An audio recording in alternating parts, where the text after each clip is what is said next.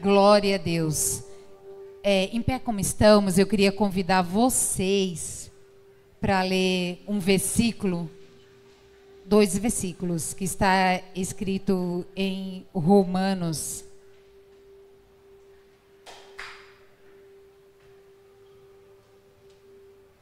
Eu também quero convidar vocês para ficar com o seu aplicativo, a sua Bíblia, aberta no livro de Romanos, porque hoje nós vamos passear um pouquinho neste livro. A paz do Senhor, irmãos. Tudo bem com vocês? Como não está bem, né? Na presença de um Deus que faz milagres. Esse mês é o último domingo hoje, mas é o mês que nós comemoramos a Páscoa. E não tem ninguém na face da terra que entenda melhor o significado desta data do que o povo crente. Mas, sabe por quê? Porque só nós temos acesso de verdade ao Cordeiro Pascual. Então, hoje a gente vai falar um pouco desse sacrifício do Cordeiro Pascual. Romanos 12.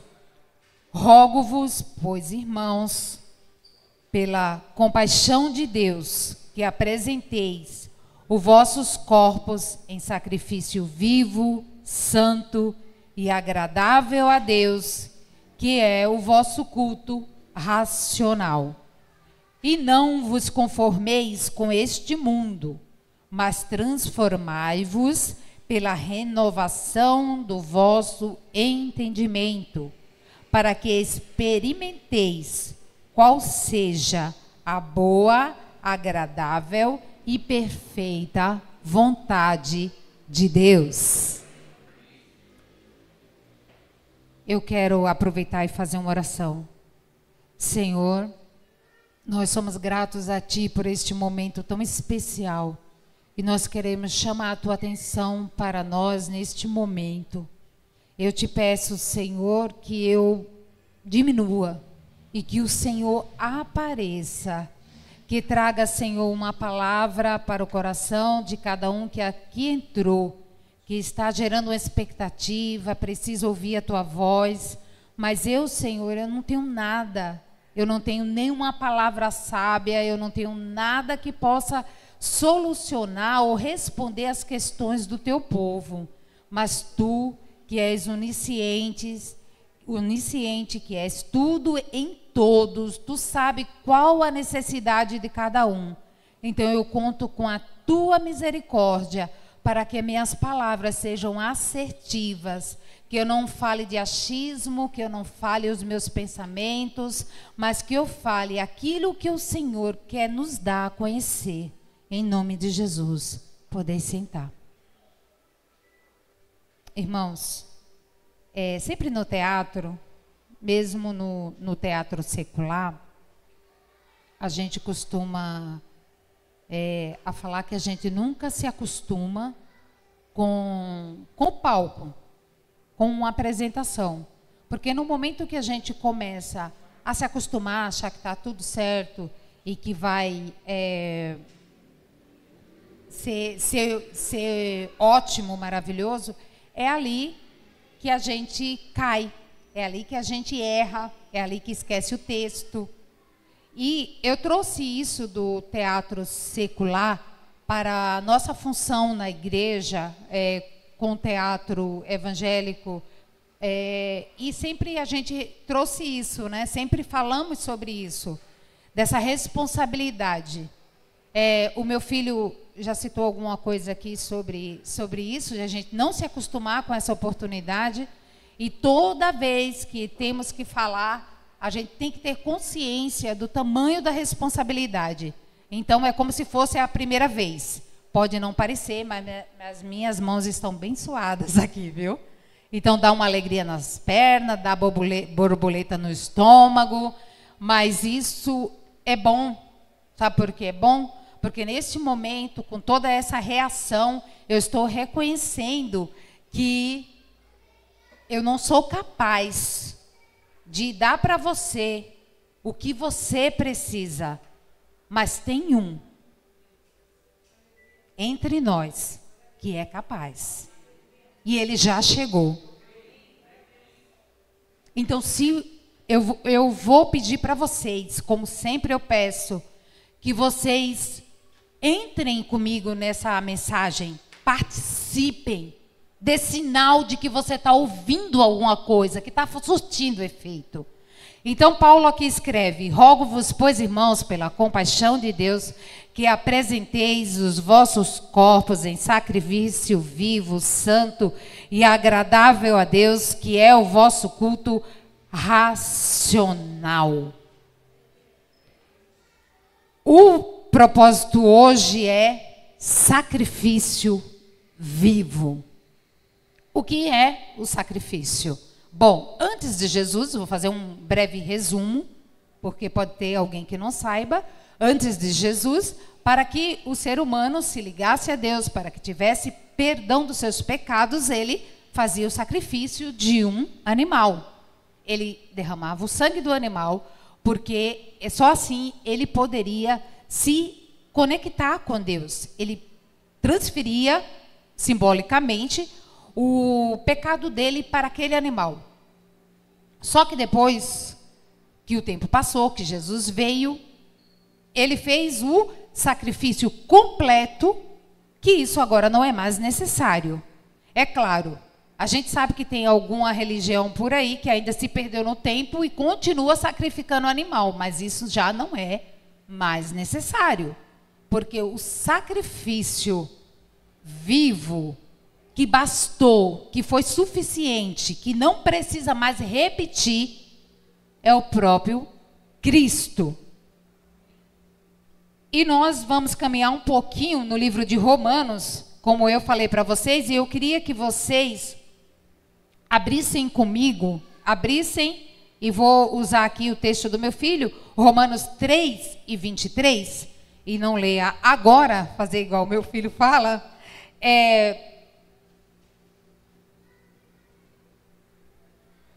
amém? Todo mundo está aí com seus aplicativos? Tá bom. Caminhem comigo, tá? Para a gente chegar junto em algum lugar, em nome de Jesus. Então, sacrifício vivo.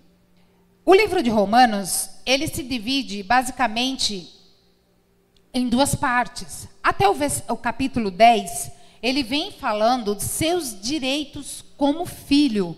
Ele deixa claro que você é filho de Deus. E como filho, você tem direitos. Então a gente vai lá em Romanos 3:23, só para a gente... Não vou citar tudo o que diz, até porque eu não teria tempo, mas a gente vai caminhar aqui em alguns. Desculpa que eu fechei.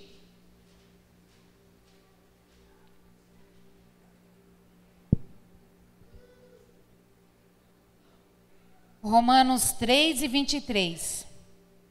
Porque todos pecaram e destituídos estão da glória de Deus, sendo justificados gratuitamente pela sua graça, pela redenção que há em Cristo Jesus. Aqui no versículo 23 e 24, ele nos traz uma pessoa justificada. Agora nós vamos para Romanos, o capítulo 5 e o versículo 1. Ele diz assim: sendo, pois, justificados pela fé, hoje nós falamos muito de fé no louvor e vamos caminhar com ela aqui também. Sendo, pois, justificados pela fé, temos paz com Deus por nosso Senhor Jesus Cristo. E ainda no capítulo 5 e o versículo 18, ele diz assim: pois assim, como por um só homem,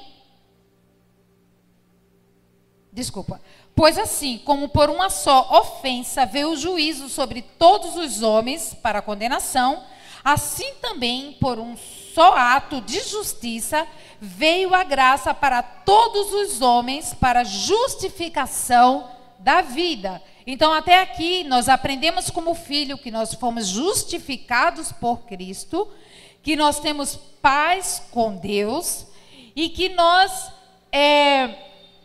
recebemos a salvação através do sacrifício de Cristo. Porque quando ele diz que por um só homem entrou o pecado, entrou o juízo, ele está falando de Adão. Aí ele diz que também por um só homem, ele está se referindo a Cristo, entrou a redenção, entrou a justiça, entrou a justificativa, entrou a sua justificação. Essa seria a palavra correta.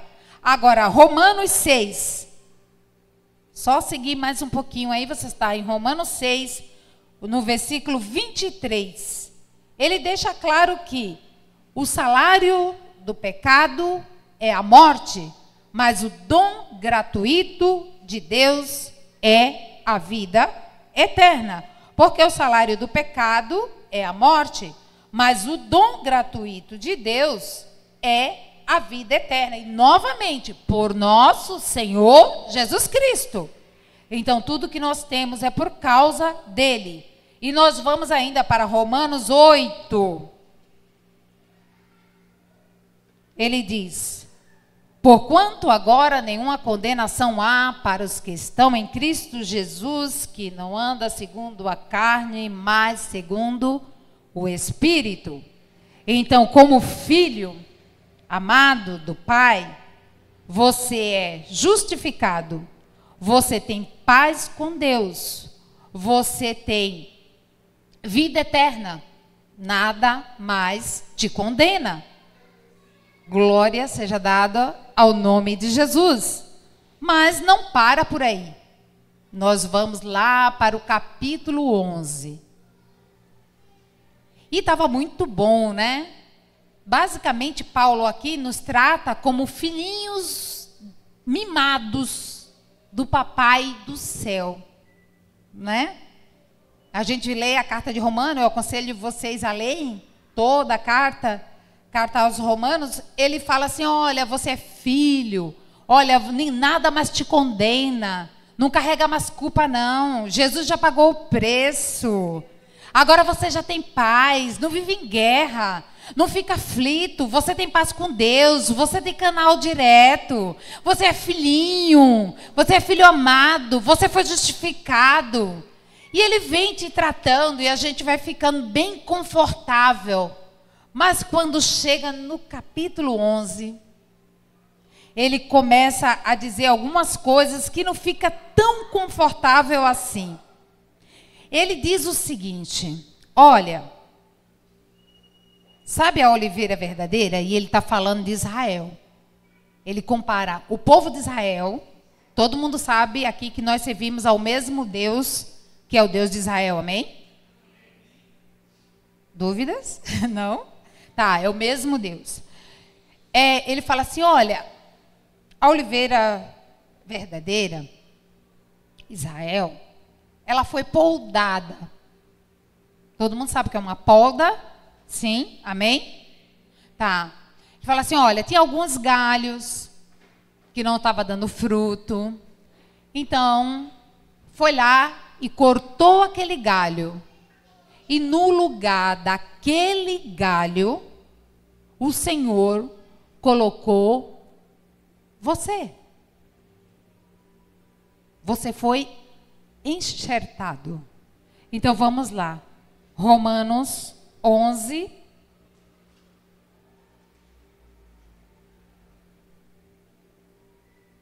(17). 11 e 17.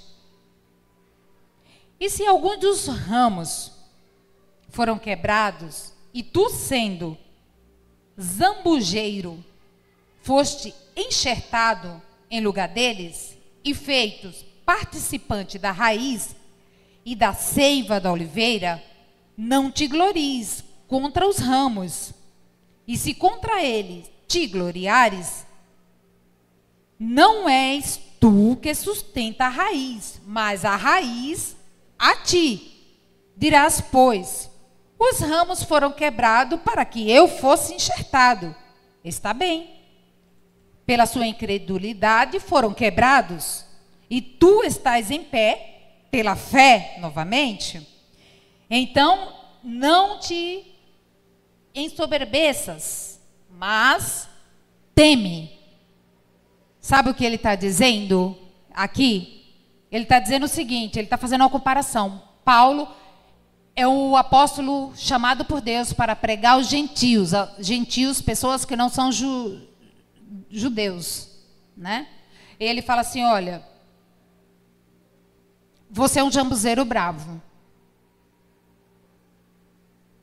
Em Pernambuco a gente fala jambuzeiro, mas eu li a palavra zambujeiro. Meio difícil essa palavra, mas é isso. O que é isso? É uma oliveira que ela dá na montanha. Ela não dá, a oliveira é aquela que dá azeitona, tá? Que faz o azeite. Ela não dá a mesma quantidade de óleo, porque ela é mais ressecada, ela está num lugar de rochas, difícil. Então, é considerada brava, né? Ela não tem a mesma utilidade que a outra, né? Que faz o azeite, que acende a candeia, que tem alimento, que tem isso, que tem aquilo. Ela não tem a mesma utilidade. Então, Paulo faz essa comparação. Olha, a oliveira verdadeira, a planta que dá fruto, a planta que floresce, a planta ligada é Israel.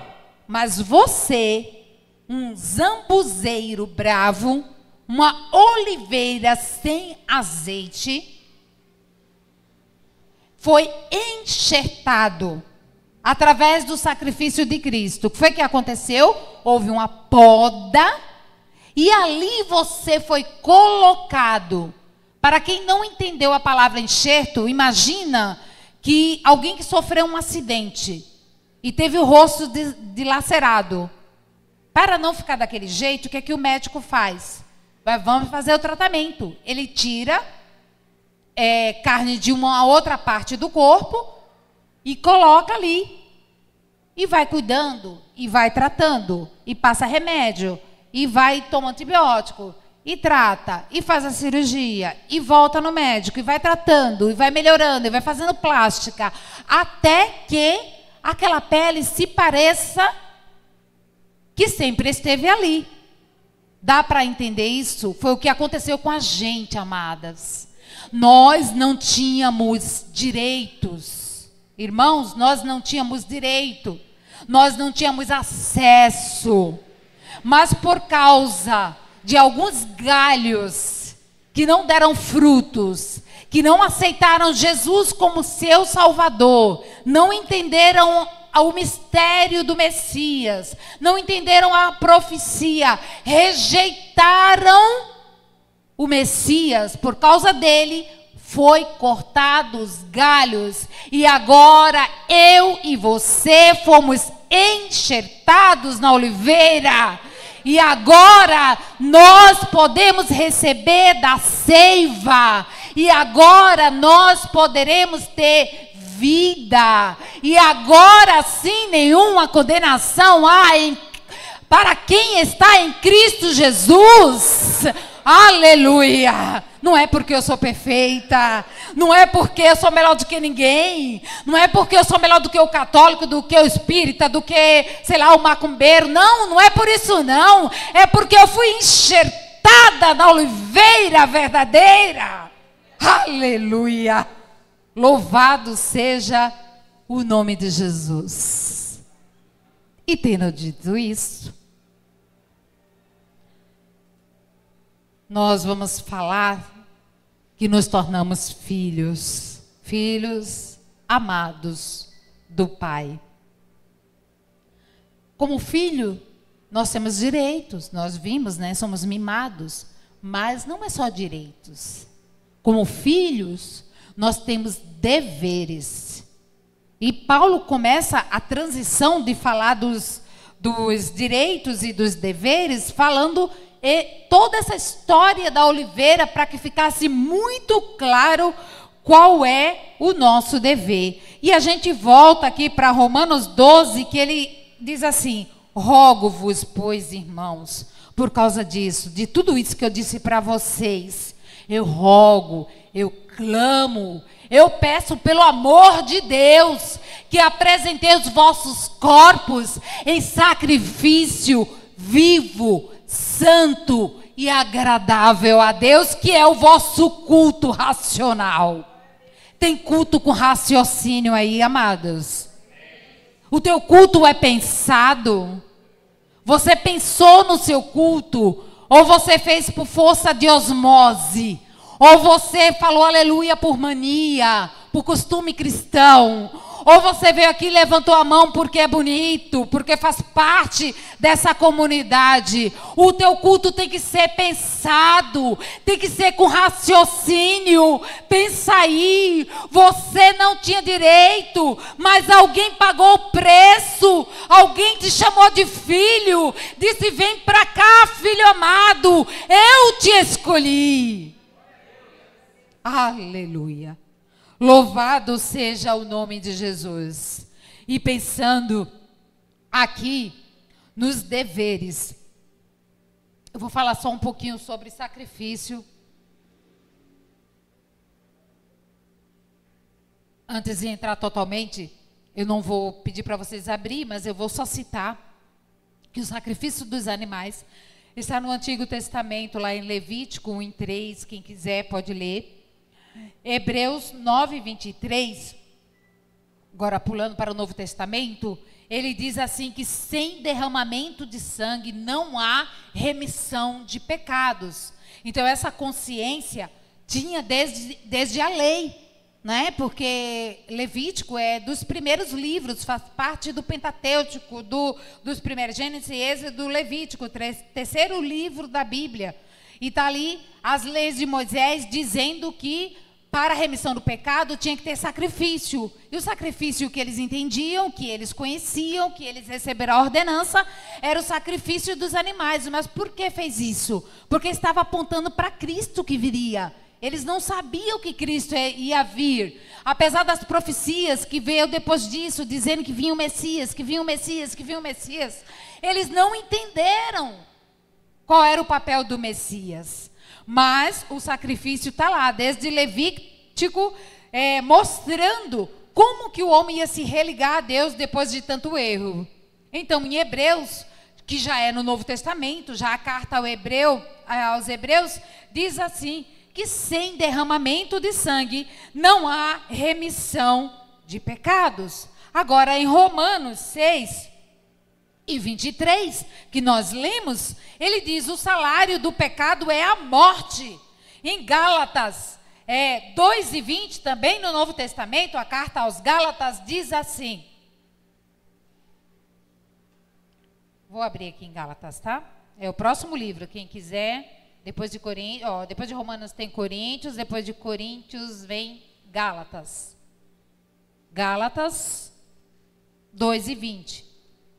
Já estou crucificado com Cristo, e vivo, mas não eu, mas Cristo vive em mim.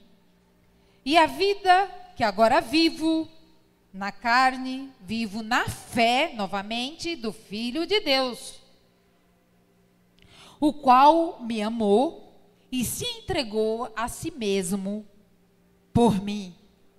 Louvado seja o nome de Jesus. O sacrifício de Cristo foi o que nos trouxe até aqui. Então, por causa disso, nós temos também alguns deveres. E aqui em Romanos, ele fala desse dever. Parece que não, mas ele fala. Quando ele fala para você se apresentar em sacrifício vivo. Então, eu fiquei pensando, mas Senhor, essa citação de Paulo é muito complicada. Porque ele fala para a gente ser o sacrifício vivo. Então, eu vou entrar no fogo viva e me queimar? Como que é isso? Como isso acontece? Como isso se dá? Aí eu achei por bem destrinchar cada palavra para que a gente tivesse uma elucidação melhor do versículo, né? E ele diz assim: rogo-vos, pois, irmãos, pela compaixão de Deus, que apresenteis. Então, apresentasse. Apresentasse, eu busquei o significado e diz se colocar à disposição. Então, um filho precisa se colocar à disposição. Começou aí os deveres. Sacrifício é uma renúncia voluntária. Se você procurar no dicionário, vai estar como renúncia voluntária. Voluntária. Porque eu quis. É uma escolha. Renúncia voluntária. Então, tem que apresentar-se em sacrifício vivo. Ou seja, se colocar à disposição e ter uma renúncia voluntária. Eu não sei o quanto que você renunciou para estar aqui hoje. Mas eu sei que todos nós renunciamos uma vida do mundo. Abrimos mão disso para estar com Cristo. Vivo. Rogo vos, pois, irmãos, pela compaixão de Deus, que apresenteis os vossos corpos em sacrifício vivo, que tem vida, que tem disposição. Porque às vezes a gente até se apresenta, a gente até se sacrifica, mas não é um sacrifício vivo. É um sacrifício morto, ou pelo menos doente. Porque não tem disposição para nada. Você chama o irmão, vamos orar? Ah, não. Você chama o irmão, vamos consagrar? Ah, sabe o que é? É que hoje não vai dar. Vamos para a escola dominical? Ah, não, é domingo, eu tenho que fazer almoço. Você chama ele para o culto à noite, ele também não pode. É porque é feriado, é por causa disso, é por causa daquele outro. É um desânimo. Irmãos, é sacrifício vivo. É vivo, é com disposição, é com rapidez, é com movimento. Não é parado, não é inerte. É vivo, sacrifício vivo. E santo? Como assim santo? Santo que a gente conhece é o nosso Deus. E daí eu fui, meu Deus, como assim um sacrifício tem que apresentar, você tem que fazer sacrifício, tem que ser vivo? Até aqui eu entendi, mas ser santo? Como é ser santo? E daí eu fui buscar o significado. Que a gente entendesse melhor essa palavra.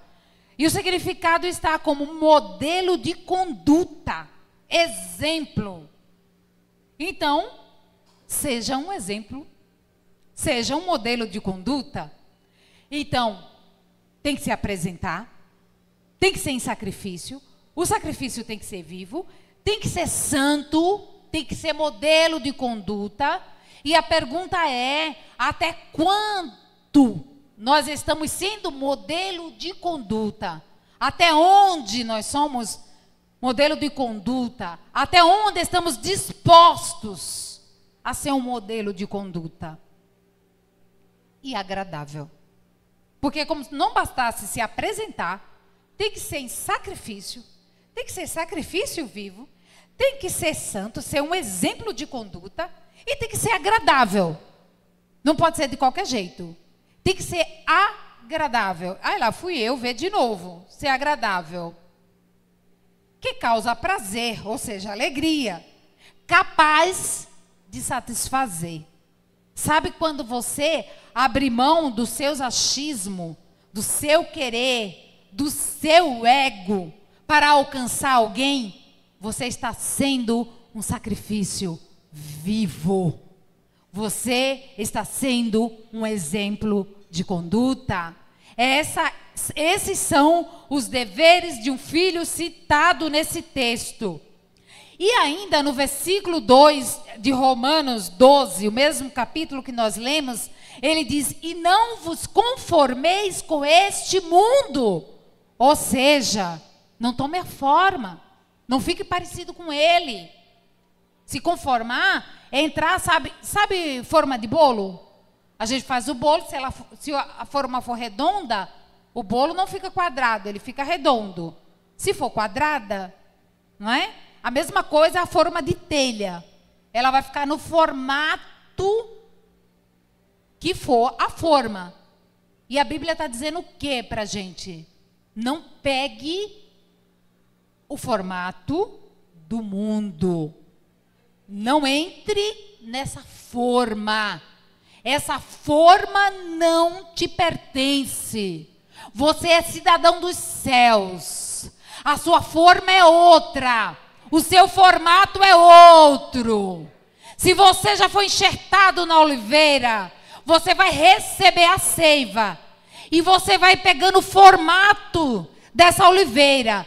E cada vez que o tempo passar e mais seiva você recebe, mais parecido com o Cristo você fica. Essa é a tua forma. Esse é o teu padrão. Esse é o teu modelo. Ser parecido com Cristo. Caminhamos para isso, irmãos. Nós não somos perfeitos. Nós não somos melhores. Nós não somos pessoas sobrenaturais. Nós somos humanos. Mas nós entramos na forma de Jeová todo dia. Um pouquinho na oração, um pouquinho de palavra, um pouquinho de louvor, mais um pouquinho de oração, mais um pouquinho de súplica, mais um pouquinho de leitura da palavra. E você vai ficando parecido cada vez mais com Cristo, até que você alcance a estatura de varão perfeito. Aleluia!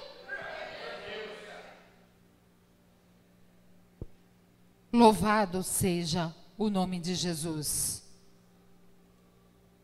E entrando aqui, para a conclusão, eu quero dizer: como não se conformar com o mundo? Eles cobram tanto de nós, irmãs. Diz que a gente tem que fazer de outro jeito. Agora estão dizendo que a gente tem que mudar a Bíblia, porque a Bíblia é antiga. Quer dizer que a gente tem que aceitar os moldes deles. A Bíblia diz exatamente o contrário. Totalmente diferente. E eu vou te dizer como. Não vou te dizer porque saiu da minha cabeça. Eu vou te dizer porque está escrito. Romanos 10:17. A fé vem pelo ouvir. Ouvir a palavra de Deus. Então tem que ouvir. Em Apocalipse 1:3 diz assim, que é bem-aventurado o que lê a profecia deste livro. Então tem que ouvir, tem que ler. Em Atos 17:11 diz que o povo de Bereia, de onde nós herdamos o nome, eles são mais nobres do que os outros, porque de bom grado recebiam a palavra e examinavam as escrituras para saber se o que estava sendo dito para eles era assim mesmo. Então você tem que ouvir, você tem que ler, você tem que estudar e você tem que examinar. É assim que você não toma a forma do mundo. E ainda tem mais. Salmo 119. Ele diz que você tem que memorizar. Repete mesmo. Ah, crente é tão repetitivo.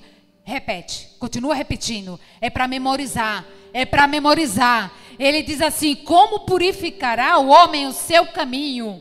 Observando segundo a tua palavra. E se você segue na leitura, no versículo 11, ele diz assim: escondi a tua palavra no meu coração, para eu não pecar contra ti. Então, assim, toda vez que você se sentir caindo, que se você se sentir fracassando, lembre-se, você precisa ouvir a palavra, porque ela vai te nutrir de fé. Você precisa ler a palavra para saber se realmente é assim o que você ouviu. Você precisa estudar, examinar, conferir. Não fica por aí, amados, ouvindo TikTok, ouvindo palavras lá ao léu de qualquer um, sendo levado por qualquer vento de doutrina freira não. Tu é um bereano. Vai ler, vai estudar, vai examinar. Procura saber se é isso que está escrito. Está escrito, serve para mim. Não está escrito, não serve para mim. Eu tenho que ouvir, eu tenho que ler, eu tenho que estudar, eu tenho que memorizar, eu tenho que esconder, eu tenho que inculcar a palavra no meu coração. E o Salmo 1, ele diz assim: bem-aventurado o homem, bem-aventurado, feliz o homem que não anda segundo o conselho de lá de fora. Antes, ele tem o prazer na lei do Senhor, e na sua lei ele medita de dia e de noite. De dia e de noite. Como é que está aí para você? Está dia? Está claro? Está bom? Está feliz? Medita na lei do Senhor. Não, Cláudia, não está bom não. Está escuro, está difícil, está doendo, está ruim demais. Medita na lei do Senhor. É de dia, é de noite, é na lei do Senhor. É aí que você vai ser feliz. Não busque felicidade em outro lugar. Não busque forma em outro lugar. Porque só em Jesus Cristo a salvação, amado. E não é só a salvação da tua alma, não. É a salvação da tua situação. É a cura para a tua doença. É a resposta para o teu coração. É aquilo que você precisa, que te completa, está na lei do Senhor. Seja feliz lendo a lei do Senhor, praticando a lei do Senhor, ouvindo a lei do Senhor, memorizando a lei do Senhor. Medita de dia e de noite, de dia e de noite, de dia e de noite, de dia e de noite. Aleluia! Diga para as trevas: aqui não, aqui tem lei do Senhor. Aleluia! Ah, mas você tem que ser assim agora. Não, a minha forma é outra. Eu tenho uma lei do Senhor. Mas a lei do meu país diz isso, mas eu tenho a lei do Senhor. Aleluia! É a lei do Senhor. Aleluia! Que Deus em Cristo nos abençoe.